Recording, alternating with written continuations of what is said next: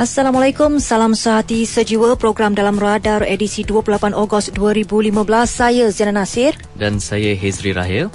Program Dalam Radar hari ini diselaraskan oleh penerbit Dalam Radar sendiri, Ehsan Yahya. Dan hari ini kita akan bercakap mengenai vapor, risiko kanser. Anda juga boleh berinteraksi bersama-sama kami. Taliannya 0326927939 atau tinggalkan saja soalan anda, pendapat anda di Facebook carian bernama Radio 24. Kanser merupakan salah satu penyakit kronik yang amat ditakuti oleh orang ramai dan mengikut statistik dari Pertubuhan Kesihatan Sedunia WHO, kanser menyumbang sebanyak 13% iaitu 7.4 juta dari keseluruhan kematian di dunia. Kematian akibat kanser dijangka akan terus meningkat dengan anggaran 12 juta orang akan mati akibat kanser pada tahun 2030.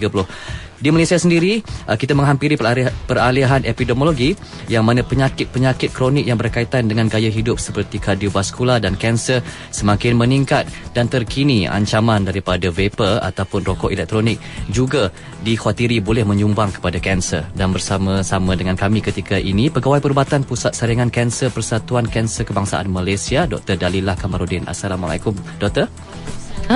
Okey, terima kasih doktor kerana bersama-sama kami di Bernama Radio 24. Terima kasih kerana sudi menjumpa kami. Baik doktor, apabila kita mendengar informasi yang dikongsikan oleh Hezri seketika tadi, kematian akibat kanser ni dijangka akan meningkat, terus meningkat dengan anggaran yang cukup besar. 12 juta orang akan mati akibat kanser pada tahun 2030. Jadi boleh doktor terangkan mengenai kesedaran masyarakat Malaysia terhadap penyakit kanser di Malaysia ini sendiri? Okey, kalau ikutkan daripada segi Malaysian statistik, maksudnya statistik Malaysia, 1 dalam 4 orang Malaysian akan dapat kanser bila dia berumur 75 tahun. Dan setiap 12 minit seseorang didiagnos untuk ada kanser. Tak kiralah kanser apa. Kanser yang paling teratas sekali di kalangan masyarakat di Malaysia ialah pertama ialah kanser paru-paru, diikuti dengan kanser payudara, ketiga ialah kanser kolorektal dan seterusnya ialah kanser seperti nasopharynx, iaitu kanser telinga, tekak dan sebagainya. Nah, balik kepada soalan tadi, bagaimana kesedaran orang Malaysia tentang kanser? Apa yang saya nak katakan bahawa kalau dibandingkan mungkin daripada 5 tahun dulu, kesedaran rakyat Malaysia tentang kanser bertambah baik. Tetapi persepsinya ialah satu, kita ialah rakyat Malaysia ni terutamanya, saya tak katakan sebarang kaum, masih ada tanggapan bahawa kanser itu boleh dirawat melalui alternatif. Kenapa adanya persepsi sedemikian? Kenapa? Satu ialah mungkin terlalu banyak sekarang di pasaran macam mengatakan bahawa buah-buah ini atau jus-jus ni boleh menyembuhkan kanser. Yang paling yang saya dengar sekarang ialah daun apa, entah macam-macam daun belalai gajah yang boleh menyembuhkan kanser juga. Jadi ramai yang datang pada kami di tahap yang agak lewat disebabkan kepercayaan kepada benda-benda ini boleh menyembuhkan kanser. Tetapi mereka tidak sedar bahawa kanser sebenarnya boleh dicegah kalau kita saring awal. Lagi cepat kita saring, maksudnya kita tangkap kanser itu di peringkat awal, seawal peringkat 0 atau 1, peluang untuk hidup dan lebih daripada 95%. Nak dibandingkan kalau kita lihat di tahap yang keempat atau ketiga, di mana peluang untuk hidup hanyalah untuk 20 ke 25%. Yang paling sedih sekali satu lagi ialah sebenarnya kanser boleh dicegah kalau kita boleh elakkan bahan-bahan yang menjadi ejen kanser. Apakah bahan-bahan ejen kanser? Seperti kita boleh kata 60% disebabkan oleh diet, rokok iaitu tembakau, dan yang lainnya termasuk lainlah seperti sejarah keluarga, pencemaran udara ataupun bahan-bahan kimia, toksik dan sebagainya. Dan doktor, kanser juga dikenali sebagai, sentiasa kita dengar, silent killer. Ya, betul. Ada kanser yang kita tak tahu sehingga ke tahap 4, level 4 kan, baru kita dikesan kita ada kanser. Jadi macam mana untuk kita melakukan saringan awal itu sedangkan kita pun tak dapat kesan? Kerana itu kita perlu ada kesedaran tentang kanser. Kerana kanser ni selalunya dia akan beri dia punya simptom-simptom yang awal. Tetapi kita sebagai rakyat atau sebagai masyarakat, terutamanya orang wanita lah, kita rasa macam sakit di bahagian perut, mungkin gastrik kot, ataupun kita kata sakit di bahagian bahan badan-badan lain, kita rasa benda tu tak penting.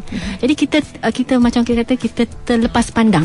Bila kita terlepas pandang, itu yang menyebabkan kita kanser dikesan di peringkat lewat. Antara kesan-kesan yang paling simptom-simptom yang paling ketara ialah satu, timbulnya ketulan-ketulan di bahagian badan kita. Tak kiralah di bawah ketiak ke di bawah leher, yang kita mungkin anggap ini mungkin bisul biasa kot, atau mungkin kita ingat itu adalah macam orang kata ketulan biasa saja. Kedua ialah demam yang berpanjangan. Kita duk fikir mungkin denggi, kita fikir mungkin malaria, tapi sebenarnya adalah leukemia, iaitu kanser darah. Ataupun tiba-tiba kita rasa macam ada perubahan daripada segi kencing ataupun berak kita, dan kita mungkin kan itu adalah biasa, mungkin kurang minum air atau kita terlebih makan, diarrhea. Tapi sebenarnya itulah tanda-tanda awal untuk kanser orang kata kolon, usus. So macam mana nak saring awal? Pertama, kalau boleh buatkan satu orang kata satu tradisi untuk ambil darah 2-3 tahun sekali. Kedua, untuk macam kanser payudara, senang kita tahu buat mammogram, X-ray untuk kita punya payudara. Ketiga, mungkin sekali-sekala ambil X-ray untuk paru-paru. Sebab kadang-kadang kanser paru-paru kita tak dapat rasa kesannya kecuali kalau kita batuk berpanjangan, dan tiba-tiba bila ambil chest X-ray nampak ada orang kata ketulan-ketulan kecil di dalam dalam paru-paru yang kita tak dapat rasa, tak dapat kesan kecuali kalau kita ambil X-ray. Kalau kita hanya pergi ke klinik saja, kita cek untuk paru-paru, boleh dikesan juga. Sebab nodul tu kan terlalu kecil untuk ditengok, dirasa. Baik. Doktor banyak menyebut tentang persepsi, dan juga tentang kesan kanser itu sendiri di kawasan dada ataupun paru-paru, ya. Jadi berkaitan juga dengan topik yang akan kita fokuskan selepas ini, tentang rokok elektronik ataupun vapor, ya. Jika persepsi masyarakat umum mengatakan adanya alternatif ataupun pilihan di luar sana untuk rawatan, adakah itu juga masih lagi membayangi penggunaan vapor ataupun rokok elektronik dalam kalangan pengguna-pengguna yang kononnya mahu beralih ataupun berhenti daripada merokok? Malahan bukan itu sahaja, ramai juga dalam kalangan pengguna-pengguna baharu yang tidak pernah menghisap rokok pun kini telah menggunakan vapor ataupun rokok elektronik ini sebagai tabiat baharu yang kononnya trendy, doktor. Okey. Saya ambil contoh sajalah, seperti yang saya dah discusskan tadi sebelum ini. Kalau kita nak berhenti macam utamanya kalau seseorang penagih dadah, dia nak berhenti untuk macam ketagihan dadah berterusan, kita selalunya akan prescribe methadone. Ialah satu ubat yang di mana diberi prescription oleh doktor yang bertauliah supaya mereka boleh datang di klinik yang telah ditertera, ambil dan kita akan bagi. Nah, kalau kita nak berhenti merokok, kita ada orang kata stop smoking punya klinik. Yang kerajaan Malaysia ada di kebanyak klinik kesihatan di Malaysia. Nah, kalau katakan orang kata konon-kononnya dia ambil e-vapor tu untuk memberhentikan ketagihan merokok, saya rasa itu bukanlah satu alternatif yang sebaiknya. Sebab masalah sekarangnya ialah benda-benda ni dijual secara berluasa tanpa kawalan daripada Kementerian Kesihatan. Seperti yang kita tahu, menjual cecair nikotin atau cecair yang perisa untuk membuat e-vapor tu, ianya adalah tak salah saya dalam satu akta racun 1952 di mana dia hanya boleh dijual oleh pharmaceutical ataupun doktor yang ada lesen untuk menjual. Tapi masalahnya sekarang banyak yang dibuat under table. Itu yang kita risau. Dan kedua, bila larutan-larutan itu dicampurkan, kita takut konsentrasi yang dipakai itu tidak terkawal. Siapa yang mengawal? Siapa yang membuat pengawasan ke atas cecair tersebut? Dan kita tahu juga cecair nikotin itu ada dipunya orang kata kepekatan yang tertentu yang dibenarkan dalam darah kita. Kalau terlalu lama cecair nikotin itu di dalam darah dan dalam pekatan yang tinggi, itu yang kita takut boleh menyebabkan kadar jantung kita bertambah cepat, menyebabkan masalah pada segi paru-paru, dan juga kita takut masalah pada segi pengaliran darah secara orang kata secara purata general. Jadi adakah di sini doktor ingin tegaskan tabiat menggunakan vape ataupun vapor rokok elektronik ni boleh mengakibatkan penyakit kanser? Tough question tu. Seperti yang kita tahu, bila kita menghisap e-vapor, dia menggunakan cecair nikotin bercampur dengan bahan-bahan perisai lain seperti propylene, lepas tu dia pakai glycerin dan sebagainya. Memang betul kandungan cecair itu ada sukatan yang tertentu yang dibenarkan selamat. Tetapi masalahnya sekarang, bila cecair tersebut diubah suaikan dan bila dicampur dengan nikotin, penguapan tersebut menyebabkan wap yang kita namakan seperti yang bila disedut balik boleh menyebabkan nitrosamine yang boleh menyebabkan penyebab kepada aging kanser. Dan termasuk juga dengan formalin dan juga acetaldehyde. Itu semua adalah antara kandungan warapan yang boleh disedut semula oleh perokok e-vape. Itu yang kita takut, yang dalam kanser ni kan, kalau nak jadi bukan sehari dua, tetapi dalam jangka masa yang panjang. Seseorang tidak akan dapat kanser kalau dihisap satu kotak rokok hari ni. Dia tak akan dapat kanser esok, tapi dalam jangka masa yang panjang.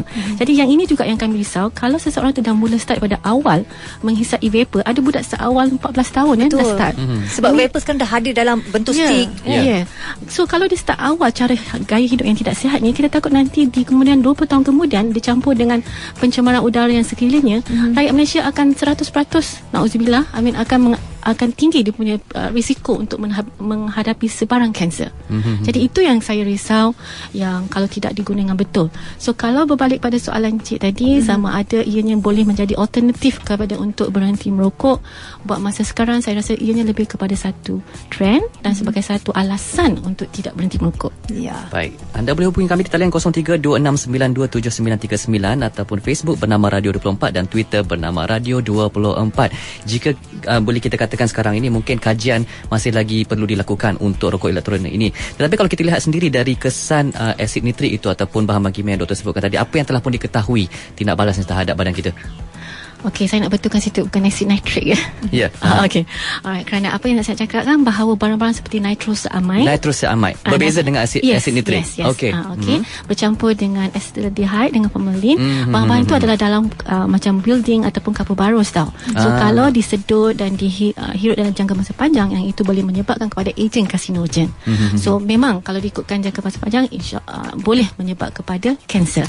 Selain daripada itu juga doktor, ada juga yang memberi komen ataupun pendapat bahawa bahan-bahan perisa yang digunakan, walaupun ia lazim digunakan dalam industri pemakanan, tapi proses pembikinannya berbeza kerana makanan itu dimakan dan pembuatan juga berbeza berbanding dengan apabila diletakkan dalam rokok elektronik. Ia akan dipanaskan dan dimeruapkan ke jadi paru-paru. Jadi kondisinya mungkin berbeza. Jadi pandangan doktor tentang perkara itu. Okey, senanglah nak diceritakan bagi mereka yang masih tak dapat tangkap macam mana e-vapor, how does it function. Okey, pernah tak tengok orang yang ada asma, dia pergi ke klinik, dia ambil nebulizer. Okey, dalam nebulizer tu kita taruh salbutamol dan kita campur sedikit normal saline dan dia akan diwapkan melalui elektrik dan wap tu disedut balik oleh pengguna asma. Benda yang sama juga dibuat seperti vapor. So apa yang jadilah dalam cecair wap yang diwapkan tu akan menyebabkan paru-paru kita berkembang. Tapi apa yang kita takut ialah bila cecair nikotin ni bercampur dengan perisa lain, disedut balik oleh orang kata oleh perokok ni, boleh menyebabkan jangkitan kepada bahagian paru-paru yang kita tak tahu macam mana nak nak mengesan dengan awalnya. Sebab bagi mereka dia tak terasa dia punya orang kata wap tu, dia sedut. Keduanya ialah mereka merasa benda tu sedap. Macam kita minum air, benda manisan. So mereka rasa itu selamat, tapi kita tak tahu dia punya jangka masa panjang. Yang itu yang kita risau. Dan yang paling merisaukan, ia menarik juga kepada orang-orang yang tak pernah merokok nak mencuba, seperti galangan wanita. Dan kita tahu di kalangan wanita nak trend kan, nak ikut kawan-kawan, jadi kena cuba. Viral pun sebelum ni. Ya, betul. Okey doktor, kita ada Encik Azmi ketika ini. Encik Azmi. Assalamualaikum. Waalaikumsalam. Teruskan. Saya ada dua perkara yang minta pandangan nasihat dari doktor. Yang baru-baru ni, abang ipar saya telah disahkan mengidap kanser hati. Kanser? Tak berapa jelas, kuat sikit. Baru-baru ni doktor telah mengesahkan abang ipar saya mengidap kanser hati. Kanser hati, okey. Kemudian doktor kata bawa balik lah, kerana kalau ada duit nak habis duit orang kata pun memang tak ada faedah pun. Jadi dia bawa balik, dia kata dia nasihatkan kalau dia nak makan apa bagi je, kalau dia minum apa bagi je, kalau dia makan rokok tu bagi je, jangan halang je. Bagi rokok je, jangan halang? Ya. Maknanya dia belum rokok, sekarang pun dia rokok kat cerita lah. Sebab saya kata apa saja yang dia nak, kita jangan halang. Maksudnya gitulah. Jadi kita sebagai keluarga ni, kita melihat makan, minum dan kita rasa macam tak sampai hati, sebab kita tahu dia hanya menunggu masa saja. Kata mengeluarkan dalam 3 hingga 6 bulan saja. Jadi saya minta panduan nasihat doktor sebagai orang yang terdekat dalam rumah tu, apa yang kita buat dengan orang seperti ini yang hanya menunggu masa. Takkan kita nak tunggu masa saja doktor kan. Itu yang pertama. Yang keduanya, kalau kita nak kesan kanser di tingkat awal, saya selalu mendengar doktor-doktor mengatakan kita pergi check up paling kurang pun setahun sekali. Jadi persoalannya, kalau kita pergi jumpa doktor di pesakit luar, rutin perkara yang biasa akan tanya, dia sakit apa cik. Jadi kita pun nak kata, saya tak cakap apa-apa, saya cuma cek sama ada kanser pun, kita cakap gitu je doktor. Okey, terima kasih. Okey. Ya, baik. Okey, saya jawab soalan yang kedua dulu boleh? Boleh. Ya, boleh. Okay. Untuk siapa nama Encik tadi? Encik Azmi. Encik Azmi. Encik Azmi memang betul untuk kita mengesan kanser tidak ada satu orang kata ujian khas untuk mengesan sebarang kanser. Untuk mengesan kanser tu kita kena buat 2-3 jenis apa orang kata ujian untuk mengesahkan seseorang itu ada kanser. Apa yang buat Encik Azmi boleh buat ialah kalau untuk menyaring diri sama ada penyakit kanser ke atau sebarang penyakit lain, pertama ialah kalau boleh datang ke macam pusat kanser kebangsaan kami seperti di Jalan Raja Muda. Apa yang kami buat ialah kami buat saringan daripada segi ECG, kami buat chest x-ray dan kita buat juga pengambilan darah di mana secara general untuk tengok Encik Azmi ada sebarang penyakit kolesterol ke gula, dan daripada salah satu daripada darah itu iaitu CEA, iaitu cardioembryonic antigen, dia boleh mengesan sedikit sama ada sel-sel kita sihat ke tidak. Walaupun dia bukan 100% mengatakan kalau yang dia punya level to risk yang Encik akan ada kanser, tapi at least itu boleh jadi kita punya guideline. Kedua, itu yang Encik boleh buat lah. Bagi wanita saya sarankan mereka buat mammogram setiap tahun atau 2 tahun sekali, ataupun mereka buat pap smear untuk mengesan kanser pangkal rahim, ataupun buat vaccination, HPV vaccination untuk mencegah kanser pangkal rahim, kerana itu adalah antara 2 kanser yang tertinggi di kalangan wanita di Malaysia. Berbalik kepada soalan pertama, kanser hati memang susah untuk dikesan kerana satu, kanser hati dia punya tanda-tanda dia agak orang kata agak vague, agak tidak ketara, tak nampak. Sebab kebanyakan pesakit yang akan ada liver cancer atau kanser hati, mereka akan tiba-tiba rasa macam dia punya perut dia semakin membesar. Lepas tu ada perubahan daripada segi kulit, dia tak ada selera makan. Tapi kalau seseorang itu tak selera makan, memang tiba-tiba badan dia susut secara tiba-tiba, itu kena fikir kanser. Takut itu antara orang kata silent killer, yang tiba-tiba you memang tak ada selera dan you punya berat badan turun secara mendadak. Dalam masa berapa lama tu? Dalam masa 3 bulan 10 kali ganda turun. Okey, ataupun dalam 1 bulan lebih daripada 5 kali ganda you punya berat badan menurun. Itu memang ada salah satu, memang kita tahu kemungkinan besar ada penyakit kanser atau penyakit lain yang kita tak tahu, mungkin kencing manis juga. Okey, lepas tu kalau kata seseorang doktor kata yang bahawa tak ada harapan lagi, dan dia ajak untuk pulang ke rumah, maksudnya kalau kita bagi treatment seperti kemoterapi atau radioterapi kepada pesakit itu memang tak akan menyembuh pesakit itu langsung, hanya untuk memanjangkan usianya. Apa yang kita boleh buat sebagai seorang keluarga ialah memang kita kalau boleh kita nak buat dia punya hidup dia dengan lebih selesa sebelum dia pergi. Kalau katakan kalau boleh pastikan bahawa dia tidak ada sebarang bed sores kat belakang, ya. Maksudnya tidak ada macam kesan-kesan lama duduk atas katil dan luka-luka sebagainya.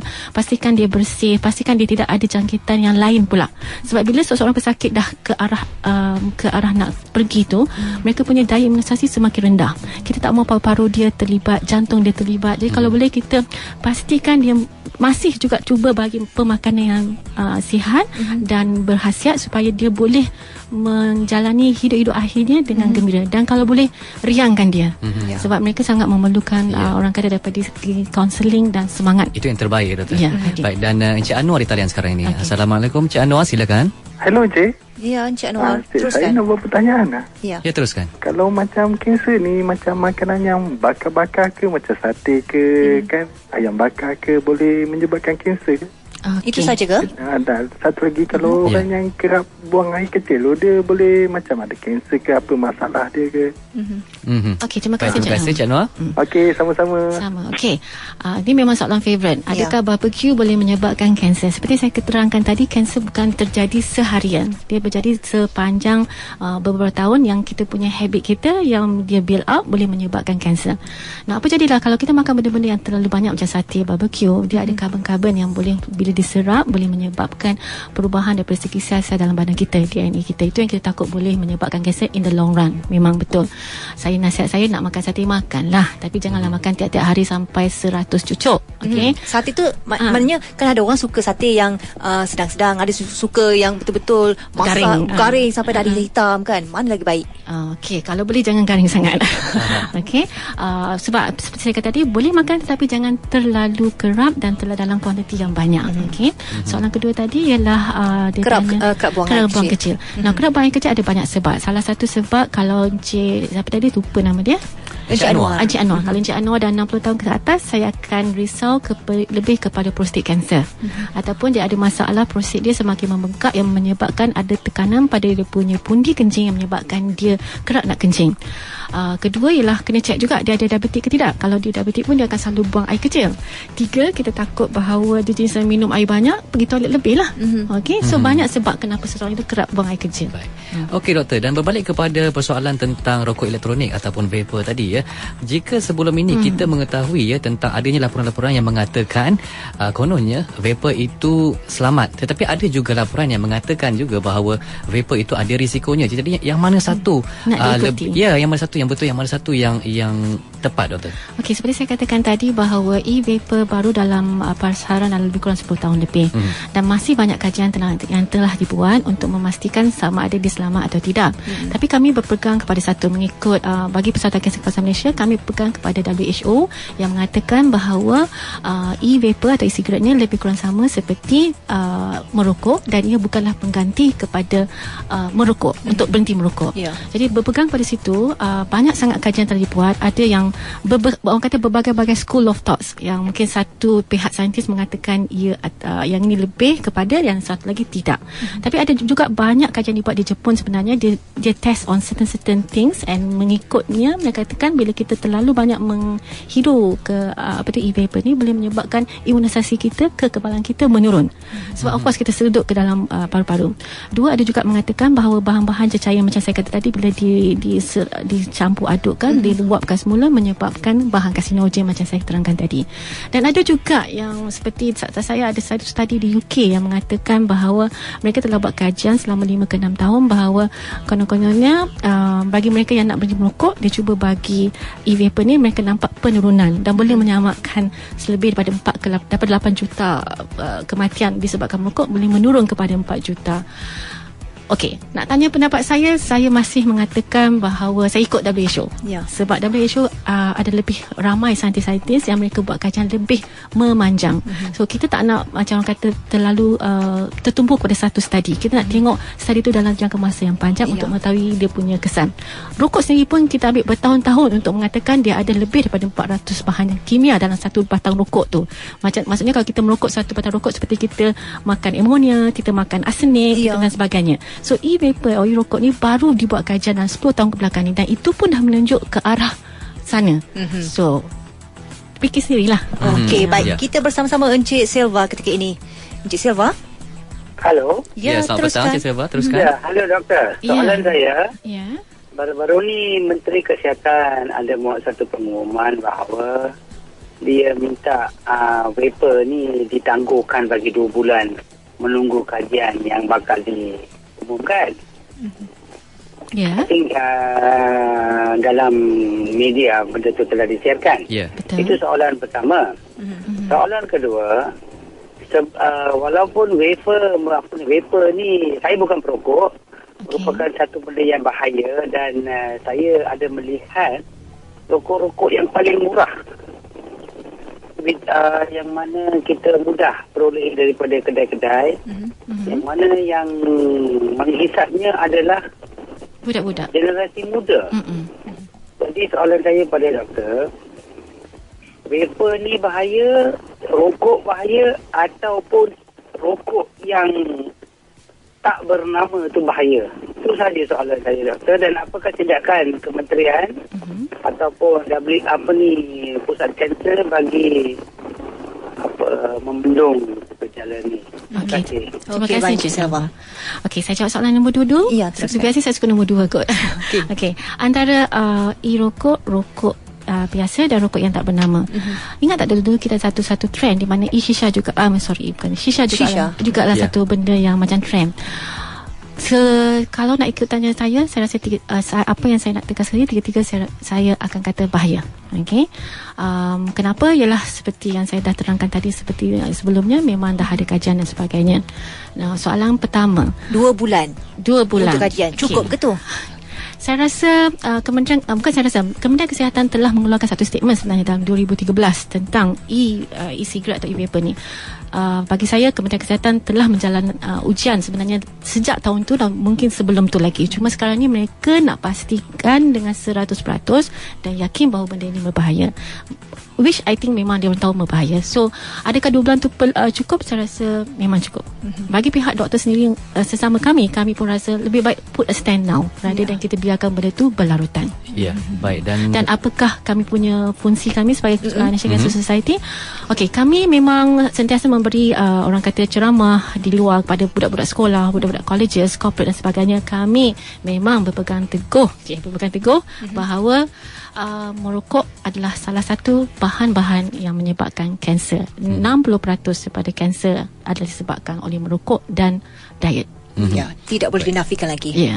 Okey, kita sedang membincangkan topik vapor ataupun rokok elektronik dan risiko kanser bersama-sama dengan Dr. Dalilah Kamarudin, Pegawai Perubatan Pusat Saringan Kanser dari Persatuan Kanser Kebangsaan Malaysia. Ada juga persoalan yang diajukan dalam Facebook bernama Radio 24 tentang fungsi vapor dan rokok, adakah lebih kurang ataupun hampir sama, Doktor, ataupun apa perbezaannya yang boleh kita lihat di situ? Okey, perbezaan utamanya ialah cecair yang digunakan. Okey, dua-dua ada nikotin.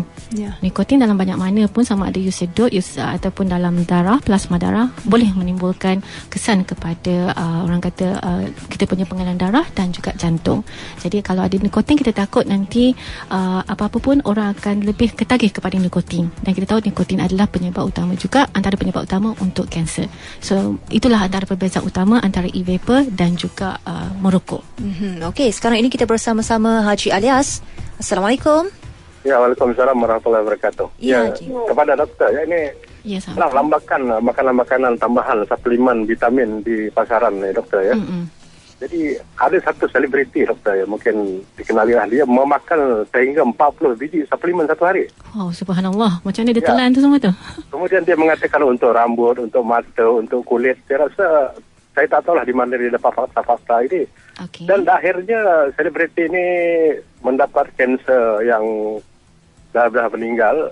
Tidak adakah suplemen ini boleh menyebabkan kanser, doktor? Dan apakah pengawalan daripada kementerian perkara ini? Itu saja. Assalamualaikum. Okey, apa yang saya nak jelaskan sini bahawa setiap suplemen yang dipasarkan di Malaysia selalunya akan dikawal oleh Biro Farmaceutical. Okey, sebarang nak dilepaskan Biro Farmaceutical dan juga bersama dengan MOH, Menteri of Health yang akan mengatakan luluskan ya atau tidak. Nah, kita kena faham, bila setiap kali suplemen yang kita buat, mereka akan ada kapsul kan, dan setiap kapsul tu mesti ada dia punya bahan kimia sedikit. Tapi yang apa yang kita takut ialah sama ada proses yang hujungnya untuk menjadi kapsul tu, adakah ianya selamat atau tidak. Walaupun semua akan kata ya, insyaAllah selamat. Saya tak mahu komen sangat pasal suplemen ni sebab semua orang ada dia punya orang kata cita rasa masing-masing. Cuma saya nasihatkan bahawa apa-apa pun seelok-eloknya kita makan makanan yang segar. Memang kadang-kadang kita kalau kata kalau nak ambil 1000 vitamin C satu hari nak dapat daripada berapa 50 biji apple, 50 biji oren katakan, mungkin kita tak boleh makan semua tu.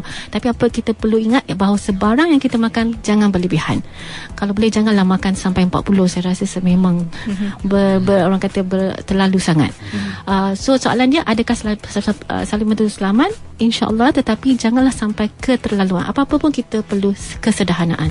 Dan adakah suplemen boleh membuat kanser? Masih belum ada kajian. Okey, baiklah, kepada anda yang ingin bertanyakan sebarang soalan berkaitan dengan topik yang diangkat dalam program Dalam Radar hari ini, vapor, juga risiko kanser, kita bersama-sama Dr. Dalilah Kamarudin yang merupakan Pegawai Perubatan Pusat Saringan Kanser Persatuan Kanser Kebangsaan Malaysia, NCSM. Sekarang ini kita terus saja bersama-sama Encik Ridwan. Encik Ridwan, Waalaikumsalam. Teruskan Encik Ridwan. Saya Ridwan daripada Johor Bahru. Nak tanya pada doktor, saya ada melihat menonton satu rancangan di TV, dia forum mengenai ulasan vapor, rokok dan juga shisha. antara hujah profesor tu, dia kata kandungan yang ada pada shisha di tahap yang paling tinggi teruknya, nombor 2 rokok dan ketiga vapor. Kandungan tar, kerana ada burning proses pada shisha dan rokok. Dan di vapor tu tak ada burning proses lah, dia wap kan. Jadi boleh doktor ulas mengenai hujah seperti itu oleh profesor tersebut? Okey, balik kepada kita kata proses untuk penguapan dan proses kepada nikotin yang tar nikotin tu. Bagi saya dua-dua adalah berbahaya. Walaupun katakan kalau diikutkan nisbah mungkin shisha tu 10, rokok tu 8 dan e-vapor mungkin 5 buat masa sekarang sebab masih belum ada kajian. Tapi apa yang saya nak mengatakan, nikotin masih ada. Kerana itu bila selagi nikotin dia masih ada, kita kena faham bahawa nikotin tu dalam jangka masa panjang boleh menjadi penyebab kepada kanser. So kalau boleh janganlah. Itu saja, simple je saya punya explanation. Okay. Dan satu lagi doktor, biasanya kalau kita bercakap mengenai perokok ni kan, mereka menghembuskan asap keluar dan individu yang berada di sekeliling mereka juga akan terkesan. Adakah kesannya sama dengan mereka yang menggunakan vape ni? Okey, mereka masih menjalankan kajian tentang itu. Sebab sekarang ni kita lebih concentrate kepada fokus kepada perokok e-vape tu. Bagaimana keadaan sekeliling, bagaimana orang sekeliling tu, mereka masih menjalankan kajian dan so far tidak ada kajian lagi yang saya tahu yang boleh mengatakan bahawa mereka yang berada di sekeliling boleh mengidap benda yang sama. Tapi ambil senang sajalah, rokok sendiri pun sekarang ni dia orang tak orang kata tak buat, orang kata study on passive smoking saja, dia buat kepada third hand smoker. Maksudnya kerusi yang kita duduk, baju yang kita pakai, orang yang ada sekali dah sampai ke situ dah dia punya, orang kata nak mengatakan bahawa membahayanya rokok tu. Dan saya tak terperanjat kalau benda ni kemudian hari untuk vapor pun akan ada kajian ke sampai situ. Baik. Dan sekarang di talian Encik Azam. Assalamualaikum, teruskan. Waalaikumsalam warahmatullahi. Saya nak tanya 2 soalan. Yang pertama ni, minta maaf saya keluar sikit lah daripada bidang kanser. Abang saya dia dapat sakit jantung, atherosclerosis. So nak minta advice doktor sama ada ni akan menerukkan lagi ke ataupun tak ada kesan ke ataupun macam mana. Satu lagi nak minta doktor ceritakan lebih lanjut sikit pasal yang berhenti merokok tu. Berhenti merokok. Okey. Baik. Terima kasih. Okey, kita pergi pada soalan pertama, bahawa apakah itu atherosclerosis? Atherosclerosis ialah bila mana kita punya saluran darah adalah orang kata ada plak. Plak maksudnya ada apa macam kita kata ada tersumbat disebabkan sama ada terlebih kolesterol dan sebagainya. Mendapan pada mendapan kepada dia punya saluran darah yang menyebabkan dia susah nak bernafas dan saluran jantung dia tidak mengalir dengan begitu tersumbat. Ya, okey. Terima kasih, tersumbat. So tadi apa soalannya? Soalannya dia kata sama ada bagaimana untuk menjaga ke? Katanya ada jantung juga kan, masalah jantung. Masalah jantung. Okey. So kalau seseorang yang ada atherosclerosis, dia hisap rokok dan kita boleh bayangkan macam mana dia tersumbatnya dia punya saluran tersebut. Okey, so itu boleh menimbulkan bahaya.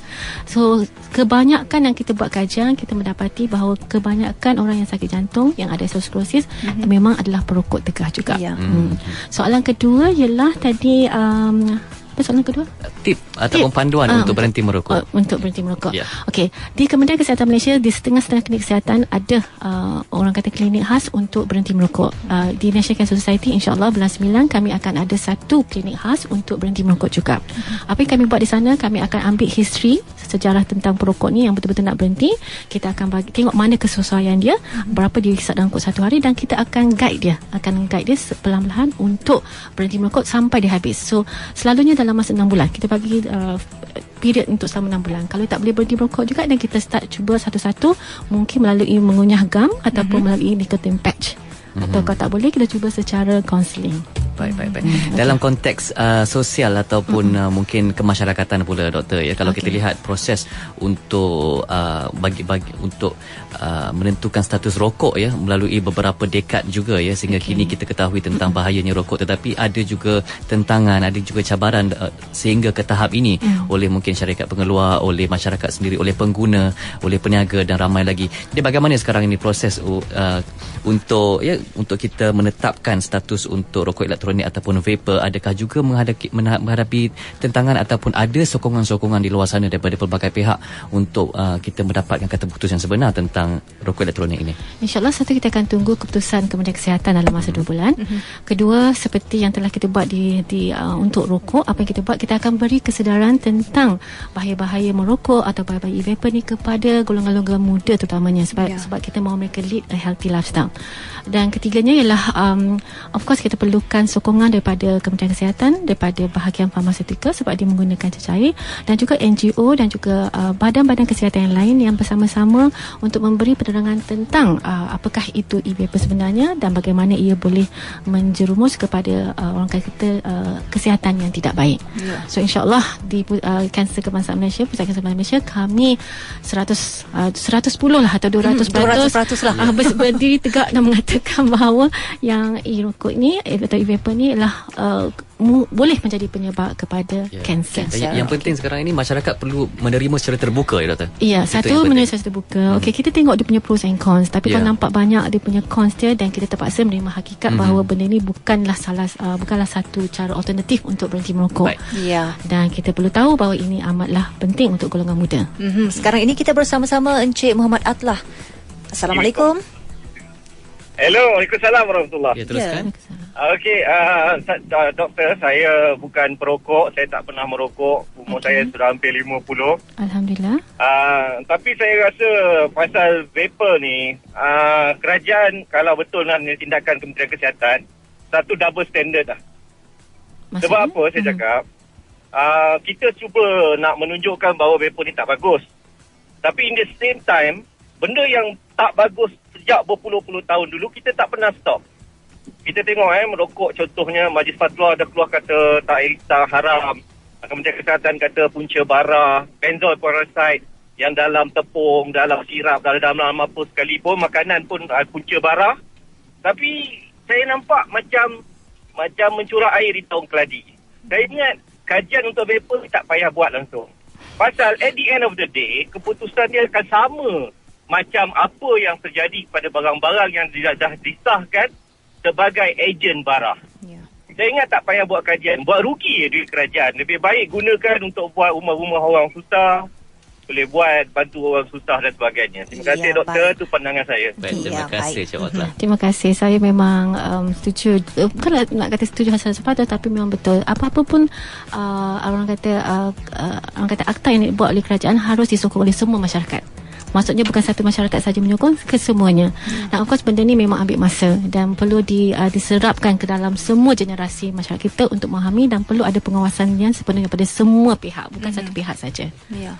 Okey, dan nak bacakan juga komen balas di Facebook ni. Zahril Zamri katanya, Assalamualaikum. Kita ada ramai doktor dan pakar perubatan beragama Islam. Rasulullah telah bersabda berkenaan habatus sauda atau black seed ni sebagai ubat semua penyakit kecuali mati. Jadi adakah kajian dilakukan oleh komuniti perubatan moden ke atas habatus sauda ini sebagai penawar kanser? Jika tidak, apakah sebabnya? Okey, saya amat setuju tentang pendapat situ yang tentang habatus sauda tu. Memang sebab saya belajar daripada Pakistan.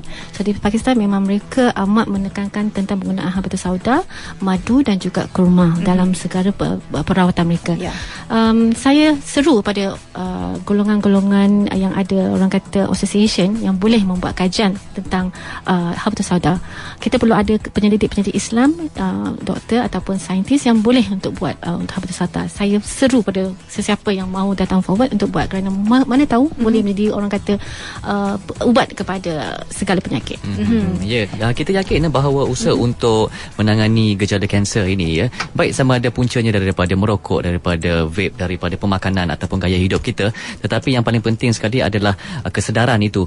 Dan ini merupakan satu proses yang berterusan. Jadi bagi pihak Persatuan Kanser Kebangsaan Malaysia juga, saya yakin usaha untuk meningkatkan kesedaran, malah untuk menyebarluaskan lagi maklumat tentang pelbagai aspek yang berkaitan dengan kanser ini akan diteruskan dalam kalangan masyarakat. Jadi antaranya doktor. Okey, di Pusat Kanser Kebangsaan Malaysia kami punya orang kata moto ialah to educate, care and support. Maksudnya kita beri pengajaran, kita bagi care daripada segi counselling, dan kita bagi support daripada segi moral dan sebagainya. Dan care juga daripada segi saringan yang kami buat di Pusat Kanser Kebangsaan kami. Untuk kerana itu saya ingin menegaskan bahawa di Pusat Kanser Kebangsaan Malaysia kami ada satu orang kata larian amal, bukan larian, lebih kepada carnival, dia panggil Relief for Life, yang akan ke udara pada 5 hari bulan September, yang telah di global chainkan daripada US, di mana selama 16 jam daripada pukul 5 hari bulan September 6 petang sampai ke 10 pagi seterusnya hari Ahad, di mana kita berkenalan dengan pesakit kanser, berkenalan dengan mereka punya keluarga, dan disambil membuat larian, boleh berjalan, ataupun kita kena pastikan dalam masa 16 jam tu ada sentiasa orang di atas track yang akan diadakan di Padang opposite MCOP Mall 5 September 6 petang sampai 10 pagi seterusnya. Jadi ada carnival seperti ada makanan, ada booth-booth, ada juga stage show dan sebagainya. Utamanya lah untuk memberi kesedaran tentang kanser kepada masyarakat. Okey, kita terima pemanggil terakhir dalam radar ketika ini. Hello. Hello, Assalamualaikum. Waalaikumsalam. Encik Kamil. Nama saya Kamil daripada Shah Alam. Teruskan. Saya sebenarnya berminat nak join dengan aktiviti bantuan untuk pesakit kanser ni. Okey. Katakanlah saya ada satu produk range ataupun satu produk je pun berdasarkan Betul Sauda, macam mana saya nak take part dalam you punya movement? Maksudnya sekarang ni Encik tengah buat kajian tentang Betul Sauda? Saya bukan buat kajian, saintis di US telah buat kajian sebenarnya. Mungkin Puan tak expose. Okey. Tapi saya tak boleh reveal benda tu sebab kami memang ada sistem, memang ada syarikat dan memang dia dah jual di Filipina, di Singapura, di Malaysia dan Thailand. Okey. Dan saya punya pesakit baru-baru ni autism dah sembuh anak dia, dan yang terbaru stroke. Saya punya pun dah sembuh. Baik, terima kasih Cik Kamil. Okey, bagi di Pusat Kanser Kepala Malaysia, kami tidak mengendorse sebarang orang kata pemakanan atau suplemen yang kata boleh menyembuhkan kanser. Apa yang kami boleh buat ialah kami boleh salurkan kepada pihak tertentu untuk Encik berterusan, kerana kami masih mengatakan selagi ada betul-betul kajian mengatakan benda bagus untuk menyembuhkan kanser, baru kami akan kata green light. Tapi kami tak mengendoskan sebarang ubat dan sebagainya. Kami lebih kepada saringan dan juga educate, care and support. Okey.